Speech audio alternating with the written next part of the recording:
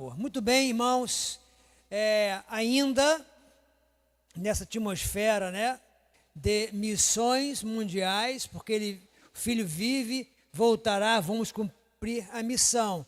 Já tivemos oportunidade para meditar, refletir em muitos aspectos dessa missão, e eu quero hoje lembrar também de algumas necessidades que nós precisamos atender para nos tornarmos aptos, credenciados, né, com a autoridade e o poder de Jesus, cumprir a missão.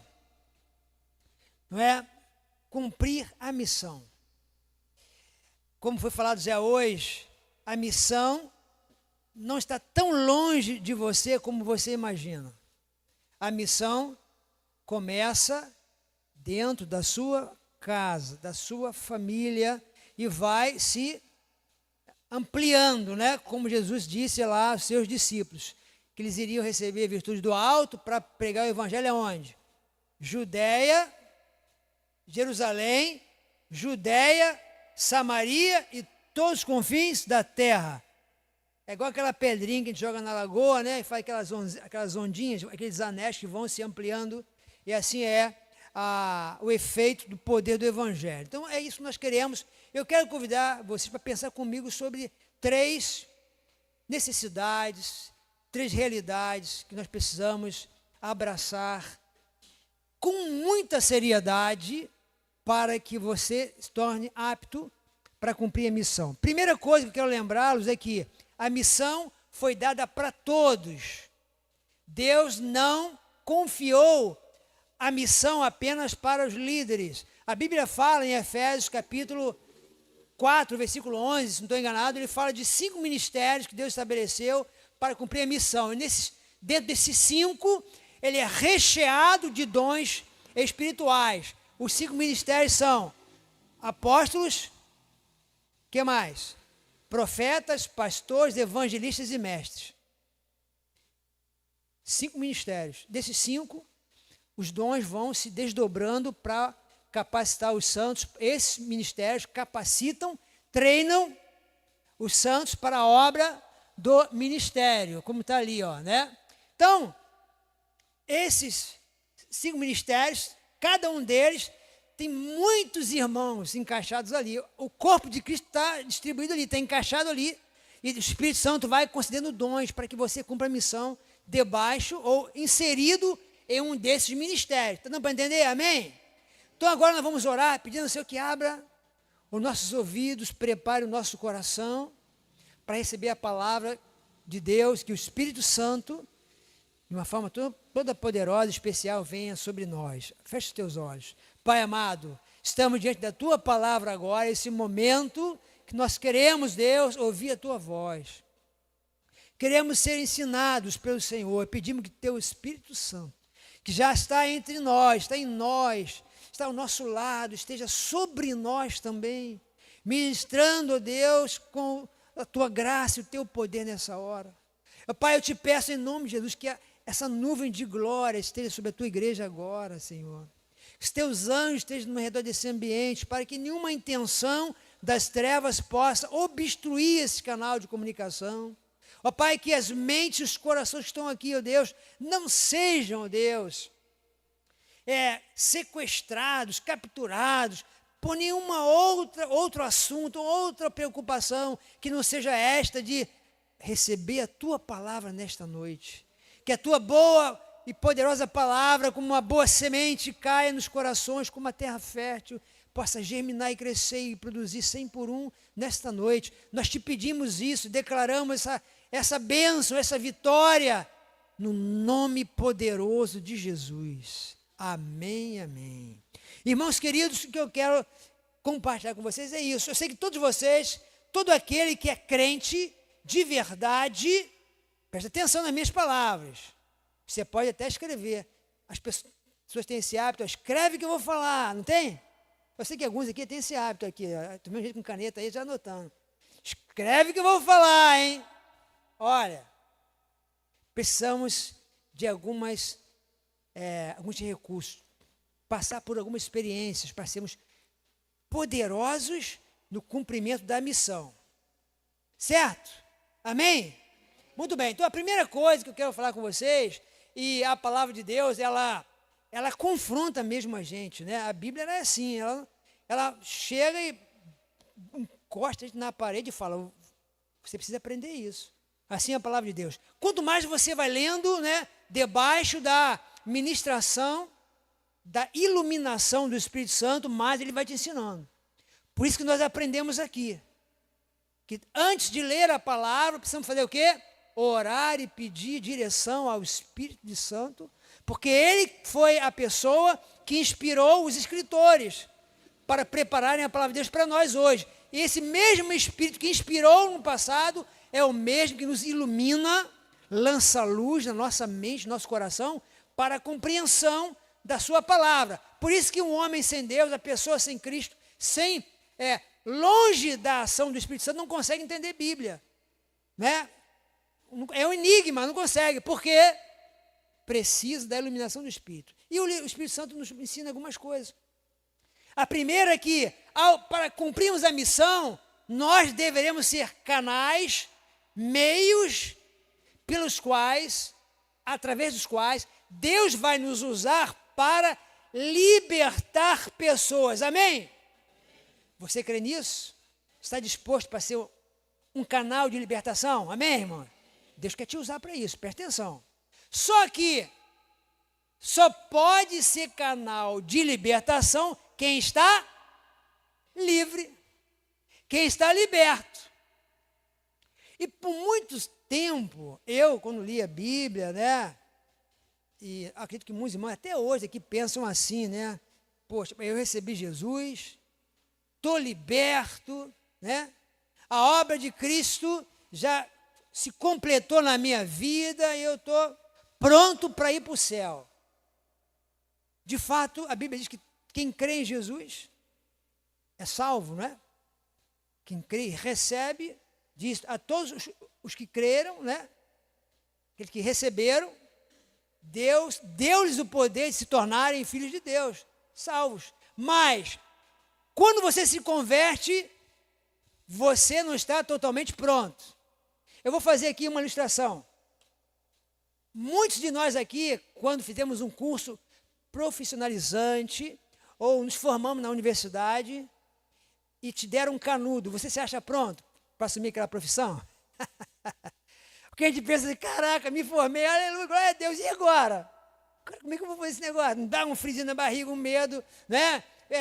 Todos passam por isso, não importa a profissão. Você pode ter sido o aluno mais dedicado, né, tal, você estagiou, mas não é a mesma coisa. A vivência profissional é outra. Quando você vai para primeiro momento, você é amarela, você fica a barriga gelada, né? Tem algumas pessoas que trabalham aqui, alguns aqui trabalham, né, com estética aqui, salão de beleza, e a primeira vez que você foi fazer cutícula de alguém. Hã? Ai, meu Deus, se eu tirar um bife, ai, meu Deus, o cliente vai reclamar, vai ser um escândalo, não é ou não é? Eu lembro que uma vez eu tive dengue, aí eu fui no pronto-socorro, falei para os irmãos aqui, ainda bem que o pastor Getúlio desistiu, né? O pastor Getúlio, ele chegou a estudar para ser técnico de enfermagem, não foi, pastor Getúlio? Técnico de enfermagem, estava lá e foi no pronto-socorro, ele me contou, foi para o pronto-socorro? Foi ao hospital aí que ele foi fazer estágio, a primeira vez, né? Ele que me falou, eu estou animado, vou na área de saúde. Quando ele chegou lá, aí apareceu lá um velhinho para ir procurar veia, fazer acesso. Aí, cadê a veia do velhinho? Não tem, cara. Eu estou vendo que a minha irmã lá está passando um perrengue danado. Perdeu musculatura, né? E agora o enfermeiro fica lá procurando, cadê? Aí não vai ter que, o negócio está difícil aqui, fica cheio de hematoma, a pessoa treme, erra. Aí eu estava lá no pronto-socorro, eu fui sozinho, meio assim, né? Dengue, o médico, papapá, vai para aquela sala ali. Aí cai na mão de uma recém-formada técnica em enfermagem. Você acredita que quando ela pegou, ela tremia. Eu falei, calma, fica tranquilo, tudo vai dar certo. A minha veia é boa, mete a garrotezinha aqui, amarra. Eu fiquei com pena dela, eu fiquei tranquilizando ela, acredita? Ela estava assim, ó. Você não vai errar, olha o tamanho. Daqui, ó, vocês conseguem chegar daí, ó. Ó, verdinha, ó. Facinho, treme. A pessoa treme. Por mais que ela saiba, não está pronta. Você, quando recebe Jesus, eu sou salvo. Você está pronto? Você ainda está em construção, muita coisa. Então, aí eu estava lendo a Bíblia e falei assim, esse negócio de crente liberto, isso é muito chato. É uma expressão agressiva. Parece que a obra de Cristo não foi suficiente para nos libertar. Que isso? Não concordo com isso. Há muito tempo atrás eu achava que crente não precisava ser liberto. Talvez você pense nisso até hoje. Eu já sou liberto. Eu vou te provar que não. João capítulo 8. Abra a sua Bíblia, Evangelho de João capítulo 8.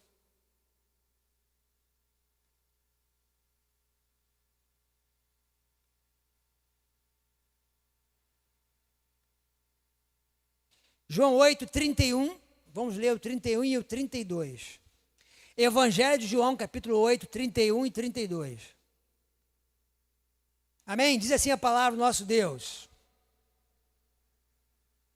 Disse Jesus aos judeus que haviam crido nele: se vocês permanecerem firmes na minha palavra, verdadeiramente serão meus discípulos. E conhecerão a verdade, e a verdade vos... Ficou fraco. E a verdade vos libertará.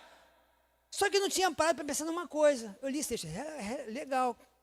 Mas olha só o começo do versículo. Disse Jesus aos que haviam crido nele. Quem crê em Jesus é o quê, irmãos? Crente. Ué, quem crê em Jesus é crente. E Jesus falou para os crentes, sim ou não? Para os crentes, se vocês permanecerem em mim, verdadeiramente serão meus discípulos, vocês conhecerão a verdade, parece que algo estava incompleto ali, e essa verdade vos libertará. Jesus falou para os crentes. Já falou para pensar nisso? Ele falou para um bando de incrédulos, ele falou, se vocês que creem em mim, que já creram, está dizendo aqui, ó, aos judeus que haviam crido nele, eram os crentes que estavam lá, vocês precisam permanecer em mim, né?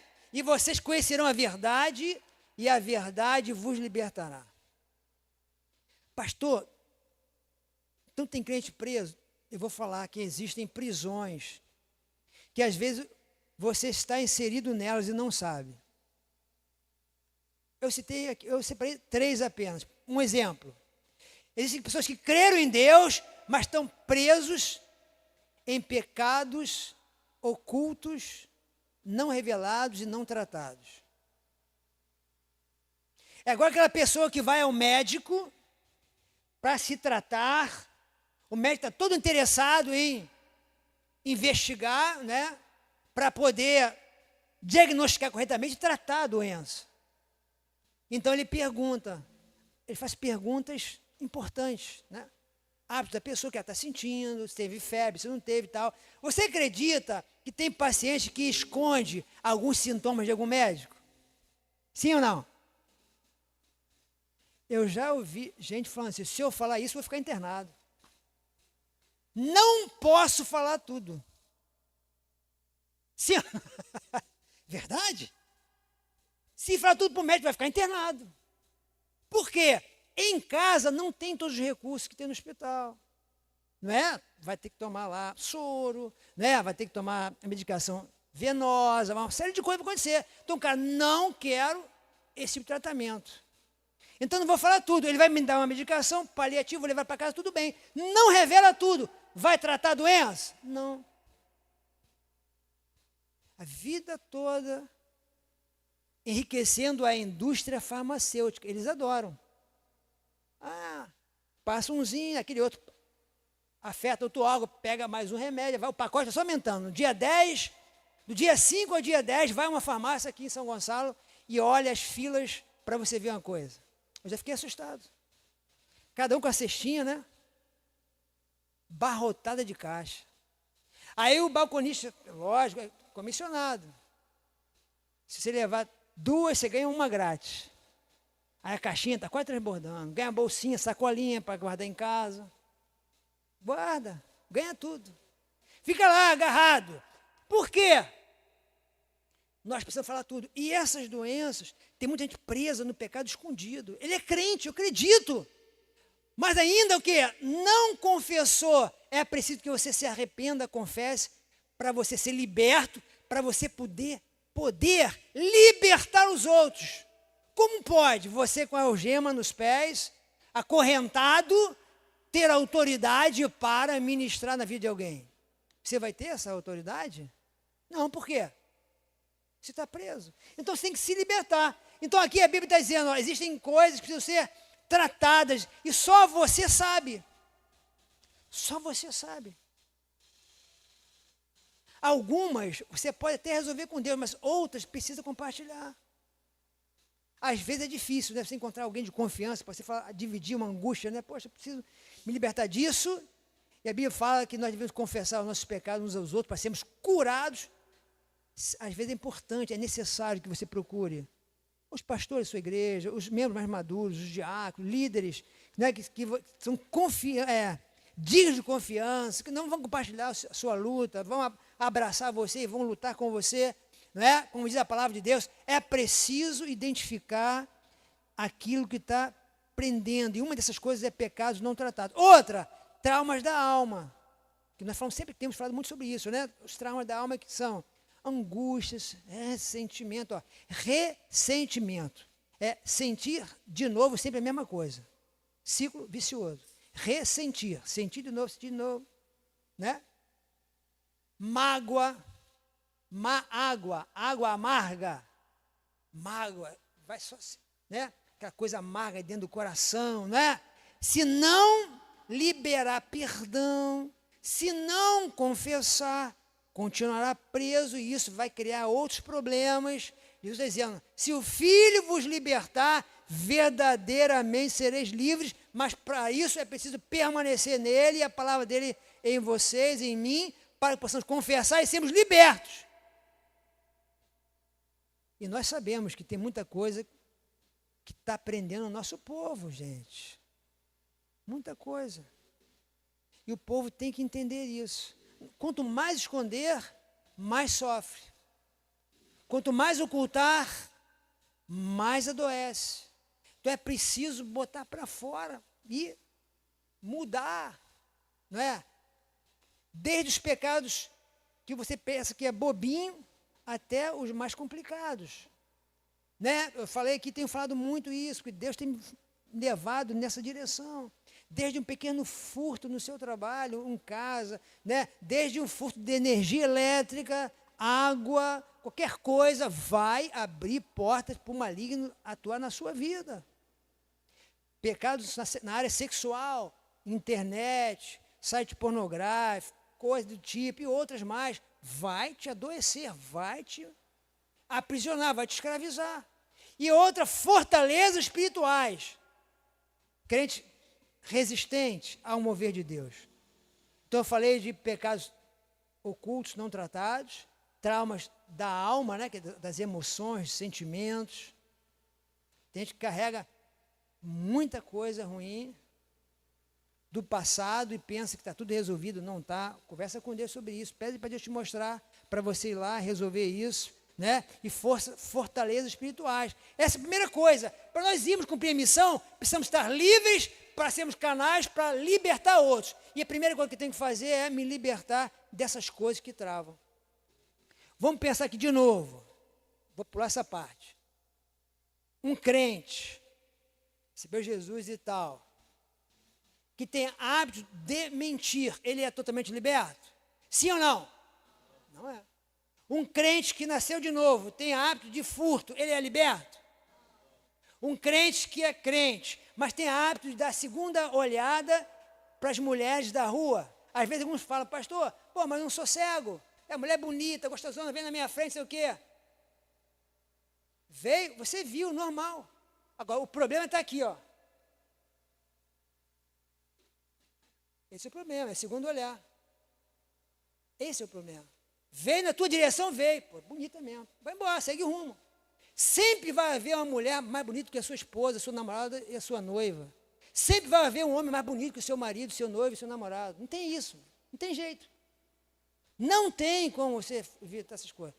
A decisão está aqui e aqui, ó. Você tem que guardar, cara. Entendeu? Tem que proteger. Então você fica preso por coisas bobas. Né? E o Facebook é um arapuca terrível, cara. Essas coisas, vem lá, né? Sugestões. Amiguinho, tempo que eu não te via, a menininha manda mensagem, o menino, o rapazinho lá, né? Irmão, criei um Facebook para mim por causa de um curso que eu fiz para fazer parte de uma comunidade.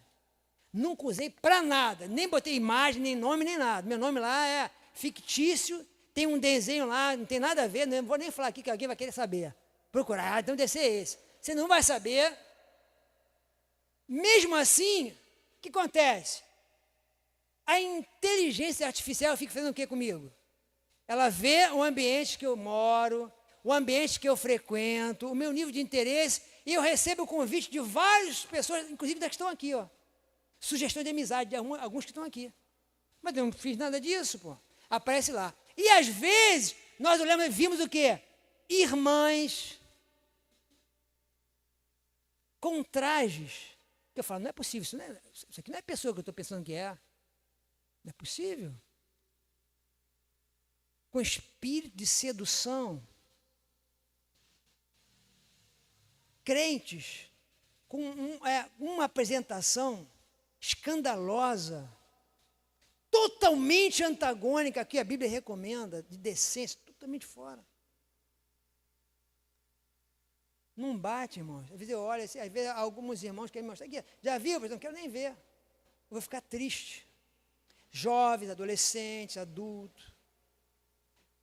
Se eu que sou carnal, físico, né, de natureza, fico decepcionado, como você acha que o Espírito Santo sente? Como você acha que ele se move? Qual o impacto que isso causa no Espírito Santo? Alguém que diz que o adora, que o ama e tal, e depois se expõe na internet para todo mundo ver, para causar, provocar desejos sexuais nos outros. É só essa leitura que eu tenho que fazer. Expor o corpo é o quê? Para quê? E alguns sugerem, você está sexy assim, você está sexy. Essa expressão quer dizer, sexy é provocar desejo de praticar o sexo. Despertar no outro o desejo de ter sexo com ela. Ela quer provocar no outro esse desejo, que o outro veja e, né, se excite, tenha desejos. Isso é pecado. É uma forma de aprisionamento. Tem gente que gosta disso. É prisão. Como Deus vai te usar? Se você que é o templo do Espírito Santo vive assim, como Deus vai te usar? Não vai. E eu fico, às vezes, triste porque as irmãs, temos irmãs bonitas, belas aqui, né? Como a Bíblia diz, formosas, não precisam desse tipo de recurso mundano para se sentir bonita. Não precisa. Não precisa ficar seminua para poder se mostrar, se achar linda, maravilhosa. Você não precisa disso. Você deveria entender que você é o aroma de Cristo. Você foi criado à imagem e à semelhança de Jesus. Você não precisa disso. De shortinho apertado, dos biquínis mais sensuais para ir para a praia, fica tirando foto dentro do espelho quase nua. Você não precisa disso. Os homens também não. Então isso é uma forma de aprisionamento e alguns nem sabem que estão presos até chegar ao limite. Eu lembro aqui dos irmãos, eu falei aqui algumas vezes, né, que durante a minha infância, segundo eu usar as palavras da irmã Lucimar, que não faz muito tempo, né, a minha infância e adolescência, na área onde eu morava, tinha muito isso. As pessoas tinham cachorro, a casinha do cachorro ficava lá no fundo, aí eles amarravam um vergalhão lá da casinha até no portão. E o cachorro vinha com a corrente correndo lá. Alguém já viu isso? Hoje, se prender um animal, vou denunciar lá na instituição de defesa de proteção dos animais. Fazer isso? Alguém já viu mesmo, irmão? Vergalhãozinho amarrado assim, aí o cachorrinho vinha com corrente, blá, blá, blá, ia lá e voltava. Quase te mordeu? Quem mandou entrar sem chamar? Caiu? Aí, ó. Esse culto é diferente, não esquenta não.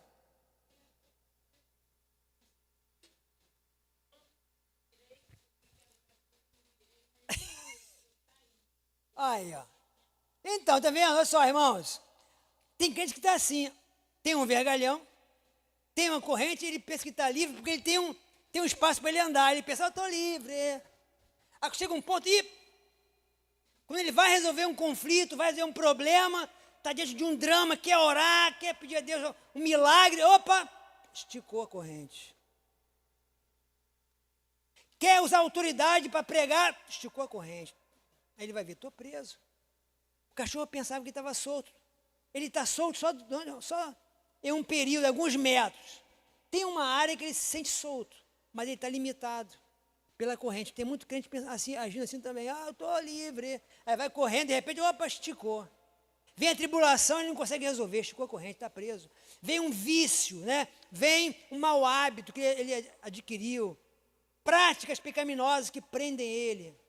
Ele consegue transitar um pouco, mas ele não consegue ir aonde ele quer, porque ele ainda está preso.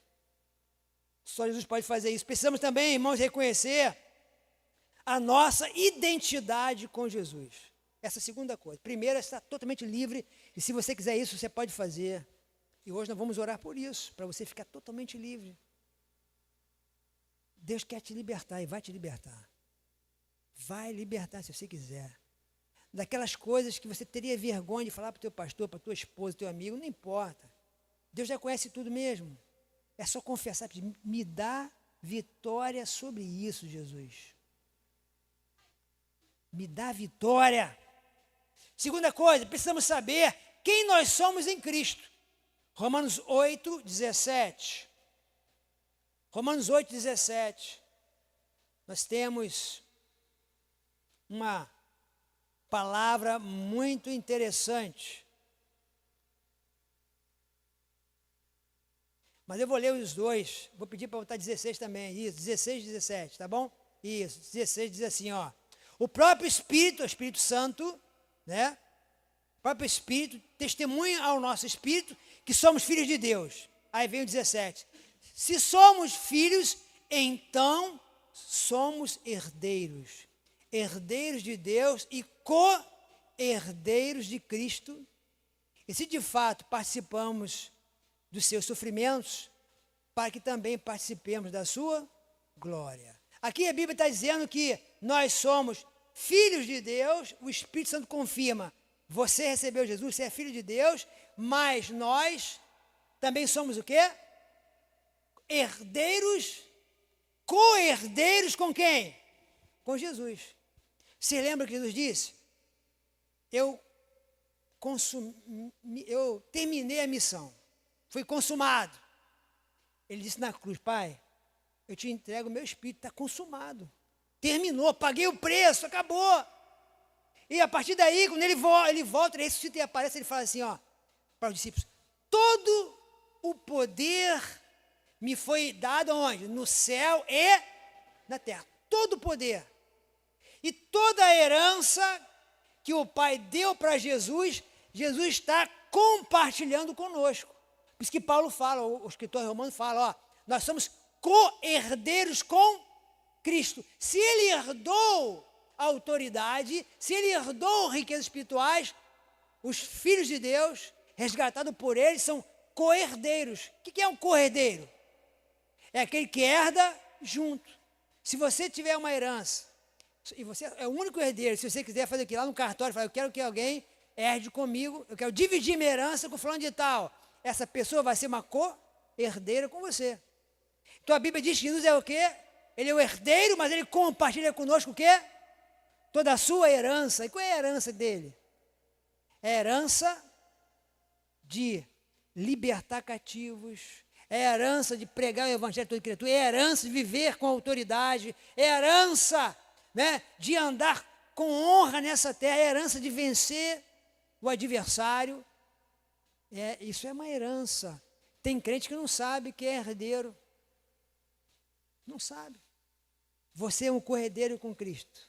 Você tem herança, tem riquezas que Ele está compartilhando com você. Mas por que você não se apoderou delas? Talvez alguns aqui não saibam disso, ou não sabiam até hoje, que tinham direito a tanta riqueza. Tanta riqueza. Eu falei aqui, acho que foi domingo passado, não, foi o pastor Getúlio. Eu falei aqui, irmãos, Jesus jamais iria edificar uma igreja para ser esculachada pelo diabo todos os dias. Ele ia fazer isso? Aí eu edificarei a minha igreja e as portas do inferno vão prevalecer? Não. Se ele edificou a igreja, ele deu à igreja recursos para quê? Para vencer, conquistar, derrotar o diabo. A palavra de Deus diz isso. Ele veio para destruir as obras do diabo. Ele veio para isso. Ele veio para libertar os cativos, dar vista aos cegos. Ele veio para libertar. A igreja de Jesus, ela é poderosa nessa terra. Você não sabe o nível de poder e autoridade que você tem, que Jesus compartilhou com você. Ele dividiu a herança com você. Por que você é tão tímido? Porque o medo toma conta da tua vida, da tua mente, do teu coração. Porque você está preso ainda, filho de Deus. Por que você não usa a tua autoridade para dizer, em nome de Jesus, eu venço isso. Em nome de Jesus, essa enfermidade vai embora. Em nome de Jesus, o diabo não entra na minha casa. Em nome de Jesus, a incredulidade não vai levar para o inferno os membros da minha família. Em nome de Jesus, eu vou vencer. Eu sou o cordeiro, eu tenho autoridade do céu. Em nome de Jesus, eu me liberto da imoralidade sexual. Eu me liberto da promiscuidade. Eu me liberto do vício oculto. Eu me liberto da mentira. Eu me liberto do furto. Eu me liberto de tudo que está me impedindo de andar com Jesus. Ele te deu autoridade. Ele dividiu a herança dele com você e comigo, mas não para nós vivermos como escravos. Ele disse que o escravo não fica para sempre em casa, mas o filho fica. Quem está dizendo? A pessoa que é escrava, o senhor podia fazer o que com o escravo? Vender, se desfazer, mas os filhos não. Por isso que na parábola do filho pródigo, quando o filho vai embora e volta, o pai faz o quê? Bota anel no dedo. Ele disse, eu quero ser como um escravo, um servo, um assalariado. Ele disse, não, você é meu filho, coloca anel no dedo, né? Manda botar roupa nova, sandália nos pés, uma festa, para devolver o filho o quê? Parte da herança. Devolve. Ele tinha dado antes, jogou fora, mas ele recebe com o filho. Sabe por quê? O pai, ele não aceita que os seus filhos tenham uma vida de escravo. O pai da parábola é Deus. Ele não aceita que os seus filhos voltem e se comportem como simples empregados. Não. O Filho de Deus, mesmo aquele que foi para o mundo, se quebrou, se arrebentou, voltou todo maltrapilho, ele quer botar o anel no dedo, quer restaurar para você ocupar o seu lugar de filho. Ele quer compartilhar a herança com você. Não despreze isso. Não viva como escravo do pecado, não viva aprisionado. Você foi chamado para ser totalmente liberto. Mas só você pode resolver isso com coração sincero, honesto, diante de Deus. E para finalizar, eu estou falando que você precisa saber quem você é em Cristo, mas eu quero ler um texto. Eu selecionei vários aqui, mas por conta do tempo também, eu vou ler um com vocês, pedir a projeção também lá, que vamos ajudar. 1 de Pedro 2, 24. Carta de Pedro.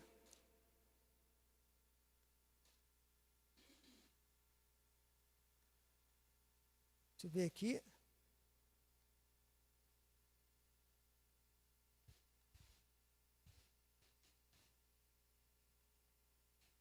Muito bem. Ele mesmo levou no corpo os nossos pecados sobre o madeiro, a fim de que morrêssemos para os pecados e vivêssemos para a justiça. Por suas feridas, vocês foram curados. Ele mesmo levou no corpo os nossos pecados sobre o madeiro. Ele carregou tudo para a cruz, a fim de que morrêssemos para os pecados e vivêssemos para quem? Para a justiça. Para Deus ele fala, por suas feridas vocês foram curados. Se nós estamos adoecidos, alguma coisa está errada. Quer seja na alma ou no corpo físico, temos que ver isso e orar a Deus. Você é filho cordeiro. E por último, nós precisamos também entender que precisamos ser revestidos de poder. Para cumprir a missão, eu disse, você tem que ser liberto, totalmente, plenamente libertos. Precisa saber que vocês são co-herdeiros comigo. Jesus é nosso irmão. também, Senhor e irmão, né? São os corredeiros dele. E precisa mais de uma coisa. Ele fala, vocês precisam ser revestidos de poder. Lucas 24, 49. Lucas 24,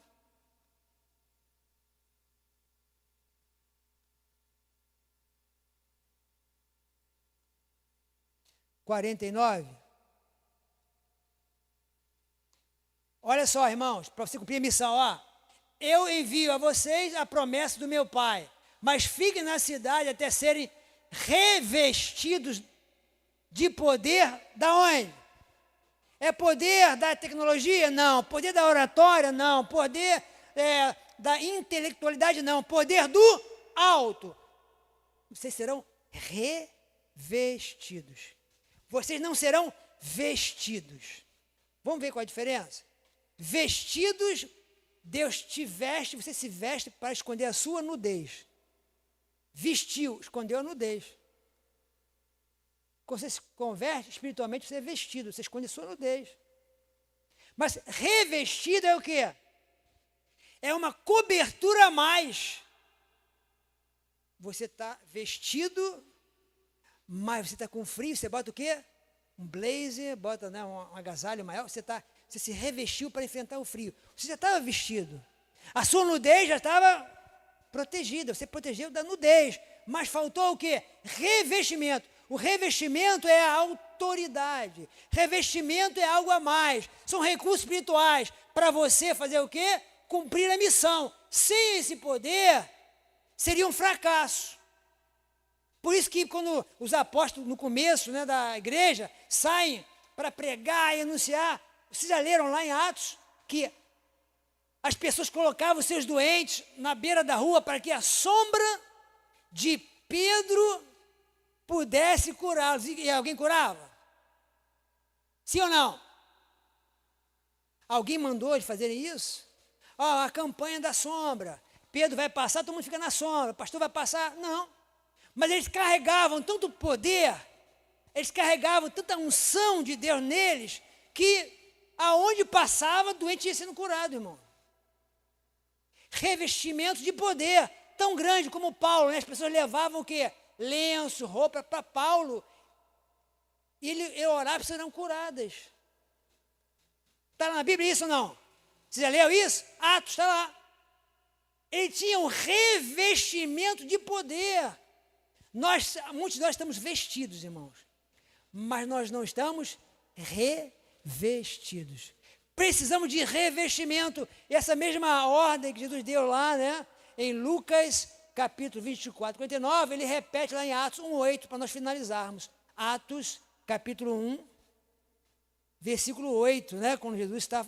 Lucas é o mesmo escritor desses dois livros, então ele não deixa passar. Ele fala aqui, nesse versículo de número 8,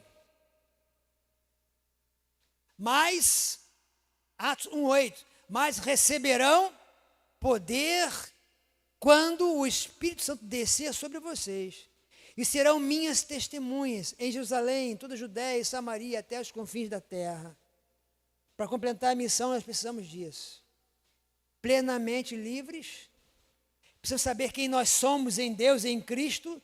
Tem muito crente vivendo como escravo, vivendo, né? Não sabe, não se reconhece como um cordeiro. Hoje você tem que sair daqui assim. Eu sou um cordeiro, eu sou liberto, eu vou buscar minha plena liberdade e também vou pedir ao Senhor que me revista com a autoridade do alto, para que eu possa ser uma fiel testemunha por onde eu passar. Amém?